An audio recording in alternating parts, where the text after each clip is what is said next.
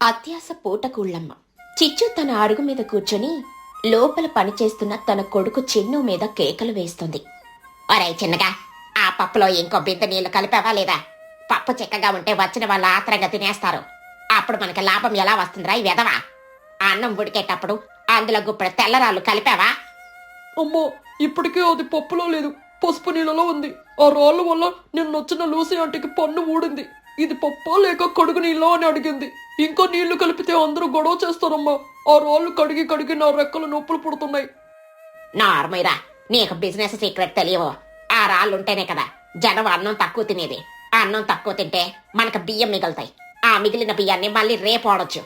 మజ్జిగలో నీళ్లు ఎంతలా ఉండాలంటే తాగేవాడికి తన ముఖం అందులో అద్దంలా కనిపించాలి. వెళ్ళాం, ఆ పాత విస్తరాకులు మళ్ళీ వాడుకోవడానికి ఎండబెట్టు. అమ్మో, నిన్నటి విస్తరాకుల మీద కూర మరకలు అలాగే ఉన్నాయి. పక్షులు చూస్తే చీ అంటాయి. ఆ చీ అంటే గీ అంటే ఇక్కడ కుదరదు. ఎండక మరకలు ఎగిరిపోతాయి. ఎవరైనా అడిగితే అది కొత్త డిజైన్ అని చెప్పు. వెళ్ళు. అప్పుడే ఎండలో నడిచి అలసిపోయిన చోటు చిలుక, బన్ను అక్కడికొచ్చారు. వాళ్ళకి విపరీతమైన ఆకలిగా ఉంది. చిచ్చు, చచ్చి చెడి ఇక్కడికొచ్చాం. కాస్త భోజనం పెడతావా? ఈ ఎండలో అడుగు తీసి అడుగు వెయ్యలేకపోతున్నాం. కాస్త మజ్జిగుంటే ఇవ్వు చాలు. చిచ్చు వెటకారంగా నవ్వుతూ, రా చోటరా, భోజనం సిద్ధమే. కాని ముందే చెబుతున్నాను, ఒక్క విస్తరకి 3 బంగారు కాసులు ఇవ్వాలి. మజ్జిగ కావాలంటే ఇంకో కాసు అదనం.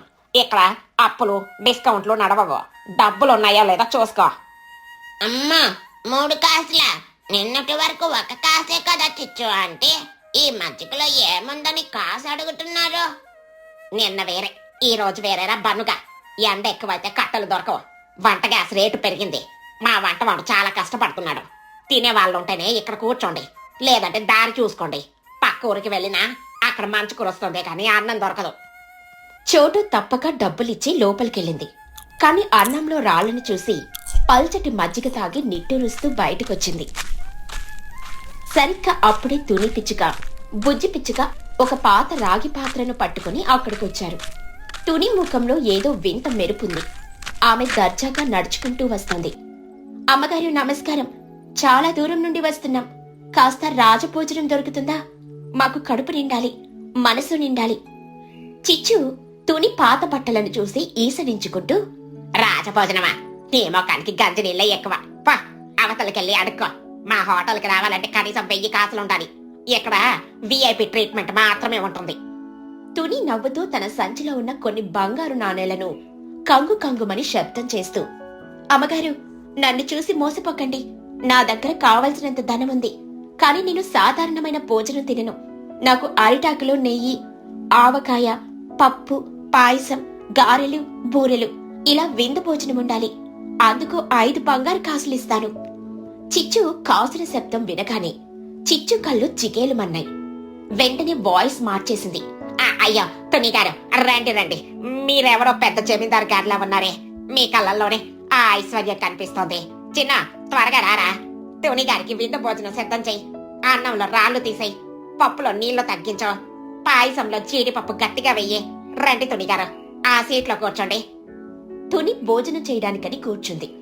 పక్కనే తన పాత రాగి పాత్రను ఒక పట్టు వస్త్రంతో తుడుస్తూ గౌరవంగా పెట్టుకుంది. అది చూసి చిచ్చుకు దురాశ కలిగింది. ఆమె దూరం నుండి ఆ గిన్నెని గమనిస్తూ ఉంది. ఏంటి తనే, భోజనం చేసేటప్పుడు ఆ పాత గిన్నెను ఎందుకు పక్కన పెట్టుకున్నావు? దానికి ఏమైనా సెంటిమెంటా, లేక ఏమైనా దయ్యం గిన్నెనా? తుని మెల్లగా రహస్యంగా చుట్టూ చూస్తూ, చిచ్చుగారు, గట్టిగా అరవకండి. ఇది సామాన్యమైన గిన్నె కాదు. ఇది మా ముత్తాతల కాలం నాటి అక్షయ పాత్ర. దీనికి కూడా ఆకలేస్తుంది. నేను తిన్నప్పుడు దీనికి కొంచెం నైవేద్యం చూపిస్తే ఇది సంతోషించి నాకొక బంగారు కాసును ప్రసాదిస్తుంది. కాని భోజనం అమృతంలా ఉంటేనే ఇది స్పందిస్తుంది. చిచ్చు షాక్ అవుతూ నోరెళ్లబెట్టింది. ఏంటి, బంగారు కాస? అక్షయ పాత్ర అంటే రోజుకొక కాసు వస్తుందా? అబద్ధం చెప్పకతోనే నా గుండె ఆగిపోతుంది. నమ్మకం లేదా? అయితే చూడండి, ఈ రోజు మీ వంట చాలా బాగుంది. ఇప్పుడు నా పాత్ర ఏం చేస్తుందో చూడండి. తుని కళ్ళు మూసుకుని ఏదో మంత్రం చదువుతున్నట్టు నటించింది. ఓం భోజనం ప్రియాయ నమః. ఈ విందును స్వీకరించు తల్లి అని గిన్నెను 3 సార్లు తట్టింది. మెల్లగా తన చేతిలో దాచుకున్న బంగారు కాసును గిన్నెలో వేసింది. టంగ్ అనే శబ్దం రాగానే చిచ్చు కళ్ళు రెప్ప వేయడం మర్చిపోయింది. ఇదిగోండి చిచ్చుగారు, ఈ రోజు భోజనానికి నా పాత్ర ఇచ్చిన బహుమతి. ఈ బంగారు కాసు మీకే. నా భోజనం ఖర్చు కింద ఉంచుకోండి. మిగిలిన చిల్లర నాకక్కర్లేదు. చిచ్చు కాసును కొరికి చూసి సంబరపడిపోతూ, అమ్మో, నిజంగానే ప్యూర్ బంగారం. సరే, నువ్వు నా ప్రాణ స్నేహితురాలివి. నీలాంటి వాళ్ళు ఈ రోజుల్లో ఎక్కడుంటారు? ఈ రాత్రికి ఇక్కడే పడుకో. నీకు పట్టు పరుపులు వేయిస్తాను. రేపు నీకు గారెలో పూరలో ఇంకా రకరకాల వంటలు చేసి పెడతాను. ఆ రాత్రి చిచ్చుకు నిద్ర పట్టలేదు. ఈ పాత్ర కనుక నా దగ్గర ఉంటే నేను రోజుకో బంగారు కాసు సంపాదించొచ్చు. నేను ఈ ఊరికే కాదు, ఈ అడవికి క్వీన్ అయిపోతాను. సత్రం మూసేసి పట్నంలో డాబా కట్టుకుంటాను అని ప్లాన్ వేసింది. ఇక మరుసటి రోజు ఉదయం నుండి చిచ్చు ఇల్లు ఒక 5 స్టార్ హోటల్లా మారిపోయింది. తునికి రకరకాల వంటలు చేసి పెడుతోంది. అమ్మో, అసలేంటిది? మనం ఇన్నాళ్ళు సంపాదించిన డబ్బంతా తుని భోజనానికి ఖర్చు చేస్తున్నాం. మనం ఈ బాటసారికి పెడుతున్నది అన్నం కాదు, మన ఆస్తిని కరిగించి పెడుతున్నాం. తన ఒక్క రూపాయి కూడా కట్టట్లేదు. పిచ్చి వెదవా, ఇది ఖర్చు కాదు, బిజినెస్ ఇన్వెస్ట్మెంట్. ఆ పాత్ర గనక నా దగ్గరకు వస్తే మనం ఈ మురికి సత్రాన్ని మూసేసి నేను పట్టు చీరలు కట్టుకుని దర్జాగా తిరగచ్చు. వెళ్ళు, ఆ పాయసంలో ఇంకొంచెం ఇలాచి వేయించు. తుని కడుపు నిండితేనే కదా గిన్నె బంగారం ఇచ్చేది. 4 రోజులు గడిచాయి. తుని దర్జాగా తింటోంది. చిచ్చు ఆత్రం పెరిగిపోయింది. తుని ప్రతిరోజు, ఈ రోజు పాత్ర మౌనంగా ఉంది చిచ్చు. బహుశా నిన్న మీరు అన్నంలో చిన్న రాయి కలిపారు కాబోలు, అందుకే అది అలిగింది అని తప్పించుకుంటుంది. చివరకు చిచ్చు తన ఆస్తిని తాకట్టు పెట్టి మరీ తునిని మెప్పించడానికని చూస్తుంది. తుని, నాదొక చిన్న కోరిక. ఆ పాత్రను నాకిచ్చే. నీకు ఎంత కావాలంటే అంత ధనం ఇస్తాను. నా దగ్గర ఉన్న 1000 బంగారు కాసులు ఇస్తాను. కాదనికే నేను ఈ వయసులో ఇంకా ఎన్ని రోజులు ఈ పొయ్యి ముందు కష్టపడాలి? తుని నటిస్తూ నిట్టూరుస్తూ, అయ్యో, ఇది మా వంశ ఆస్తి చిచ్చు. మా తాతలు నన్ను శపిస్తారు. ఇది ఇవ్వడం కుదరదు. వద్దతడి, నీకు వయసు ఉంది, మళ్ళీ సంపాదించగలవు. నా దగ్గర ఉన్న నా పాత నగలు 1000 కాసులు అన్నీ ఇచ్చేస్తాను. Please please. సరే చిచ్చు, నీ ప్రేమను, నీ ఆతిథ్యాన్ని చూశాక కాదనలేకపోతున్నాను. కాని గుర్తుంచుకో, ఈ పాత్ర పనిచేయాలంటే దీని యజమాని స్వచ్ఛమైన మనసుతో ఉండాలి. వచ్చిన ప్రతి పక్షికి కడుపు నిండా ఉచితంగా కల్తీ లేకుండా అన్నం పెట్టాలి. అప్పుడే ఇది బంగారం ఇస్తుంది. మోసం చేస్తే ఇది మూగబోతుంది. మరి తప్పకుండా తుని, రేపటి నుండి ఈ ఊర్లో అందరికి ఉచిత భోజనం పెడతాను. నా మనసు పాలు లాంటిది. మనసులో మాత్రం ఆ పాత్ర చక్క అందరిని గెంటేస్తా అని అనుకుంది. చిచ్చు తన ప్రాణాల కంటే ఎక్కువగా దాచుకున్న 1000 బంగారు కాసుల మూటను తునికిచ్చింది. తుని ఆ మూటను లెక్క పెట్టుకుని సంచిలో వేసుకుంది. పాత్రను చిచ్చుకు అందించింది. రాత్రికి రాత్రి బుజ్జితో కలిసి ఊరు విడిచి వెళ్లిపోయింది. ట్విస్ట్ ఏంటంటే, మరుసటి రోజు ఉదయం చిచ్చు చాలా ఉత్సాహంగా ఉంది. లూసీ, చోటు, మహి అందర్నీ పిలిచింది. రండి రండి, ఈ రోజు నుండి నా హోటల్లో అందరికి ఫ్రీ భోజనం. కమ్మటి నెయ్యి, పప్పు, పాయసం. ఎవరు రూపాయి కట్టక్కర్లేదు. ఏంటి చిచ్చు, ఎండ ఎక్కువగా ఉండి నీ బుర్ర ఏమైనా పాడైందా, లేక ఏమైనా నిధి దొరికిందా? నిధి కాదే మహి, నిధుల గాని దొరికింది. త్వరగా తినండి. అందరూ తృప్తిగా భోజనం చేశారు. చిచ్చు ఆత్రంగా ఆ రాగి పాత్రను పూజ గదిలోకి తీసుకెళ్ళింది. గది గడియ వేసింది. పాత్రకు పసుపు కుంకుమ పెట్టి మంత్రాలు చదివింది. ఓ బంగారు పాత్ర, ఇవ్వ, ఒక బంగారు కాసివ్వు అని గిన్నెను తట్టింది. గంట గడిచింది. 2 గంటలు గడిచాయి. కాని పాత్రల నుండి మట్టి కూడా రాలేదు. పాత్ర అడుగున అంటించిన ఒక కాగితం ముక్క ఊడి కింద పడింది. చిన్ను ఆ కాగితం తీసి చదివాడు. అమ్మో, ఇందులో ఏదో రాసుంది. ఓ పూటకూలమ్మ గారు, ఈ పాత్ర కేవలం రాగి పాత్ర మాత్రమే. ఇన్నాళ్ళు మీరు జనాన్ని మోసం చేసి సంపాదించిన 1000 కాసులు మీ అతి అత్యాస వల్ల నా పాలయ్యాయి. ఆకలితో వచ్చిన వారిని దోచుకోవడం పాపమని మీకు తెలియజేయడానికే ఈ నాటకం. కనీసం ఈ రోజు మీరు పెట్టిన ఉచిత భోజనం వల్ల మీ పాపం కొంచెం పోతుంది. ఎప్పటికైనా నిజాయితీగా బతకడం నేర్చుకోండి. ఇట్లు తుని పిచ్చుకో. చిచ్చు నెత్తి మీద పిడుగు పడినట్టయింది. అయ్యా, నా 1000 కాసులు, నా ఆస్తంతా పోయింది. నా నగలు పోయాయి. ఆ రాగి గిన్నెకు 1000 కాసులు పోసానా అని గొల్లుమని ఏడవసాగింది. తన పొయ్యిలో తన అత్యాసే కాలిపోయింది. చూసావా చిచ్చు, ఇన్నాళ్ళు మమ్మల్ని మోసం చేశావు. ఈ రోజు తుని నీకు సరైన బుద్ధి చెప్పింది. నీకు కావాల్సిందిదే. నిజమే చిచ్చు, ఈ పాత రాగి పాత్రను నీ కకృతికి గుర్తుగా నీ వంటగదిలోనే పెట్టుకో. ఇకనైనా అన్నంలో రాళ్లు వేయడం మానుకో. అటువైపు తుని పిచ్చుక ఆ 1000 కాసులతో ఒక మంచి ఇల్లు కట్టుకుంది. మిగిలిన డబ్బుతో పేద పక్షులకు ఆహారం పెట్టింది. చిచ్చుకాకి మాత్రం తన తప్పు తెలుసుకుని అప్పట్నుండి న్యాయంగా వ్యాపారం చేయడం మొదలుపెట్టింది. ఆ రోజు ఉదయం తుని తన ఇంటి ముందు వేడి వేడి దోశలు వేస్తూ సంతోషంగా ఉంది. చూశావా, తెలివుంటే చిచ్చు లాంటి వాళ్ళని కూడా దారిలోకి తేవచ్చు. ఈ దోశలు భలే రుచిగా ఉన్నాయమ్మా. అవును బుజ్జి, మోసంతో సంపాదించింది ఎప్పటికీ నిలవదు. కష్టపడి సంపాదిస్తేనే ఆ రుచి వేరు. అత్యాశే మనిషికి పక్షికి అతి పెద్ద శత్రువు.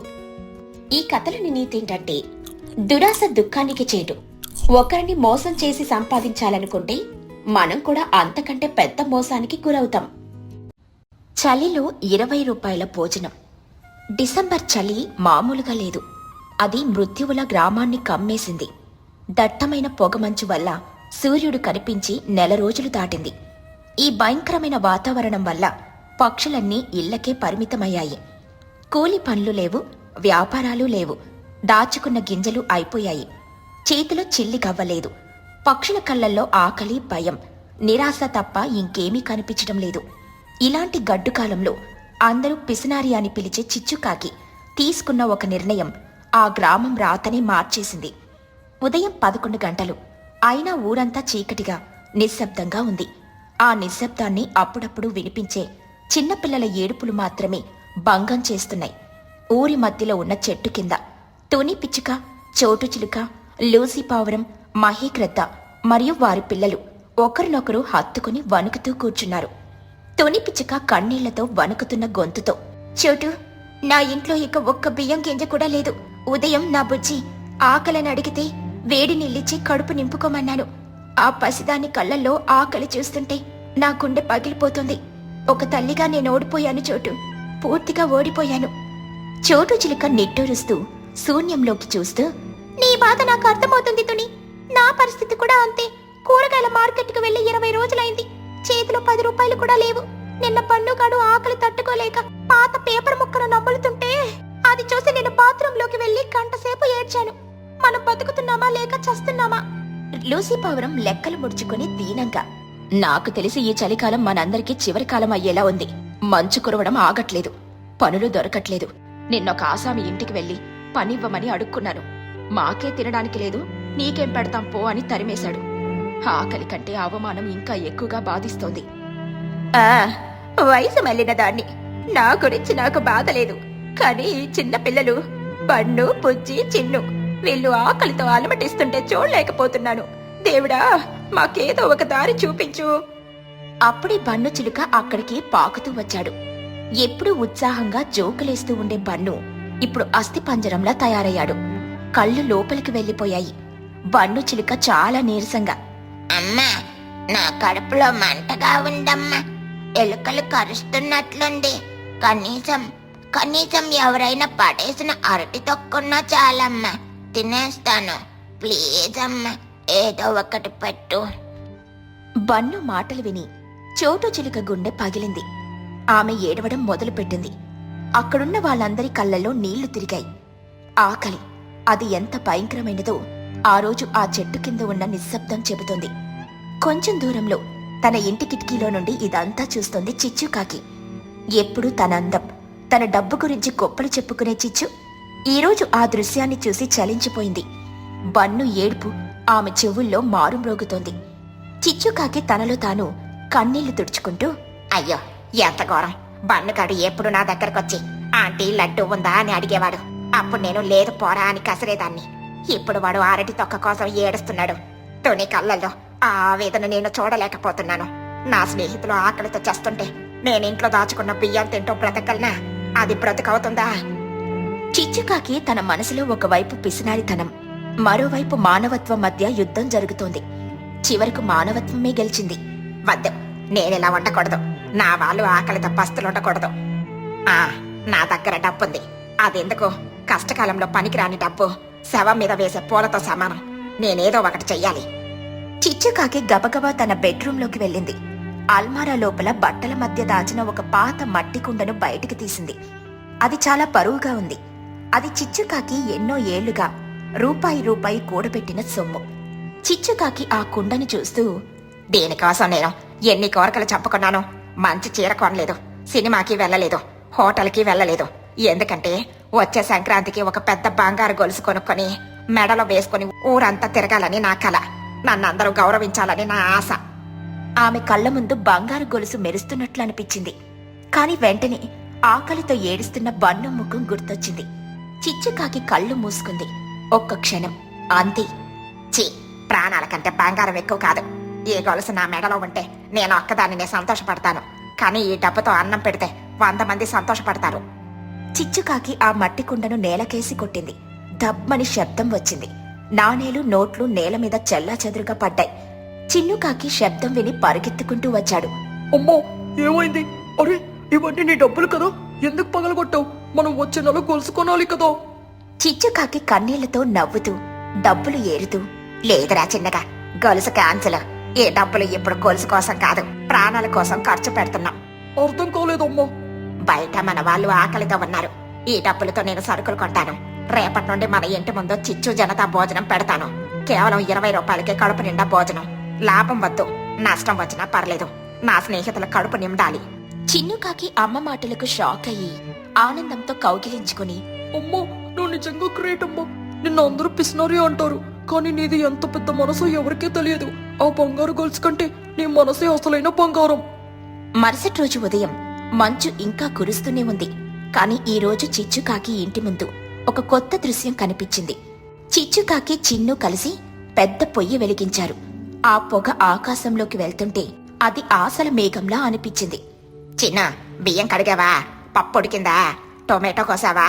త్వరగా చెయ్యరా. మధ్యాహ్నం 1 గంటకి అందరూ వస్తారు. ఎవరిని వెయిట్ చేయించకూడదు. గుమగుమలాడే సాంబార్ వాసన, వేడివేడి అన్నం వాసన గాలిలో కలిసింది. ఆ వాసన ఊరంతా పాకింది. పస్తులున్న పక్షుల ముక్కులకు ఆ వాసన ప్రాణవాయువులా తగిలింది. బన్ను చిలుక నిద్రలో నుండి లేచి, అమ్మా, ఈ వాసన ఏంటి? నేను స్వర్గంలో ఉన్నానా? అన్నం వాసన వస్తుంది. అవును బన్ను, చిచ్చు ఇంటి దగ్గర నుండే వస్తుంది. ఏదో బోర్డు కూడా పెట్టారు. పద వెళ్ళి చూద్దాం. అందరూ చిచ్చు ఇంటి ముందుకొచ్చారు. అక్కడొక బోర్డుంది.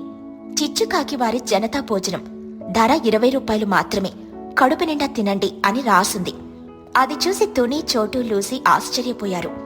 20 రూపాయలకి టీ కూడా రాని రోజుల్లో భోజనమా? చిచ్చుకాకి నవ్వుతూ గరిట పట్టుకుని, రండి రండి, తోని, చోట, బన్ను, అందరూ రండి, భోజనం రెడీ. బన్ను చిలుక వణుకుతూ ప్లేట్ పట్టుకుని, అంటే నా దగ్గర 20 రూపాయలు లేవు, 10 రూపాయలే ఉన్నాయి. సగమన్నం పెడతారా ప్లీజ్ ఆంటీ, ఆకలిగా ఉంది. బన్ను మాట వినగానే చిచ్చుకాకి కళ్ళు చెమర్చాయి. ఒరే పిచ్చి బన్నా, నీ దగ్గర డబ్బులు లేకపోతే ఏంట్రా? నువ్వు నా కొడుకు లాంటోడివి. డబ్బులున్న వాళ్ళు ఇస్తారు, లేని వాళ్ళు ఊరికే తింటారు. ఈ చిచ్చు ఆంటీ ఉన్నంత వరకు మీరు ఆకలితో ఉండకూడదు. చిచ్చుకాకి బన్ను ప్లేట్ నిండా వేడివేడి అన్నం, పప్పు, నెయ్యి, ఆవకాయ ఇంకా సాంబార్ వడ్డించింది. బన్ను ఆ అన్నం చూసి వెక్కి వెక్కి ఏడ్చాడు. ఆ వేడి అన్నం పొగలు వాడి కన్నీళ్లను తాకాయి. బన్ను చిలుక తింటూ, అమ్మా, ఈ అన్నం ఎంత బాగుందో, నా ప్రాణం నిలబడింది. Thank you aunty. తుని పిచ్చుక కన్నీళ్లతో చిచ్చు చేతులు పట్టుకుని, చిచ్చు, నువ్వు మనిషివి కాదు, దేవతవి. నీ బంగారు గొలుసు కల ఏమైంది? ఆ డబ్బులే కదా ఇవి. అవును తుని ఆంటీ, అమ్మ తన గొలుసు కోసం దాచిన డబ్బులన్నీ తీసి ఈ వంట చేసింది. చోటు చిలుక బాధగా, ఆనందంగా, చిచ్చు, మేము నిన్ను తప్పుగా అర్థం చేసుకున్నాం. పిసినారి అని ఏడిపించాం. కాని కష్టకాలంలో ఆదుకున్నది నువ్వే. ఈ రుణం మేము ఎప్పటికీ తీర్చుకోలేము. నిజమే చిచ్చు, ఈ రోజు నువ్వు పెట్టిన ఈ అన్నం మా పాలిట అమృతం. ఈ చలి మమ్మల్ని చంపాలనుకుంది, కాని నీ ప్రేమ మమ్మల్ని బతికించింది. చిచ్చుకాకి కన్నీళ్లు తుడుచుకుంటూ, చా ఊరుకోండి, మన స్నేహితులం. ఒకరి కష్టం ఒకరిది కాకపోతే ఇంకెవరిది? అయినా నేను వ్యాపారం చేస్తున్నాను కదా, చూడు డబ్బాలో ఎన్ని 20 రూపాయల నోట్లు పడ్డాయో. అందర్నీ నవ్వించడానికి జోక్ చేసింది. ఆ రోజు అందరూ కడుపు నిండా తిన్నారు. ఆకలి తీరాక వాళ్లలో కొత్త శక్తి వచ్చింది. బన్ను కూడా లేచి నిలబడ్డాడు. చిచ్చు, ఇక నుండి నువ్వు ఒక్కదానివే కష్టపడద్దు. రేపటి నుండి నేను కూరగాయలు కట్ చేస్తాను. నేను వంట చేస్తా. నా చేతి వంట రుచి చూపిస్తాను. నేను విస్తరాకులు తెస్తా, వడ్డిస్తా. నేను అందరూ తిన్నాక ప్లేట్లు కడగతా. అందరూ నవ్వారు. నిజంగానే అంటే మీరు పెట్టిన అన్నం రుణం తీర్చుకుంటాను. ఆ రోజు నుండి ఆ చలికాలం ముగిసే వరకు చిచ్చుకాకి ఇల్లు ఒక అన్నదాన కేంద్రంగా మారింది. ఎవరూ ఆకలితో పడుకోలేదు. చిచ్చుకాకి మెడలో బంగారు గొలుసు లేకపోవచ్చేమో కాని ఊరి జనం వేసిన మంచి మనసున్న తల్లి అనే బిరుదు ఆమెకు ఆభరణంగా మిగిలిపోయింది. డబ్బులు లెక్క పెట్టేవాడు ధనవంతుడి కాదు, కష్టాల్లో ఉన్నవారి కన్నీళ్లు తుడిచేవాడే నిజమైన ధనవంతుడు. చిచ్చుకాకి కథ మనకు నేర్పే గుణపాఠం ఇదే. చలి గడ్డ కట్టించగలదు కాని ప్రేమ ఆ మంచును కూడా కరిగించగలదు.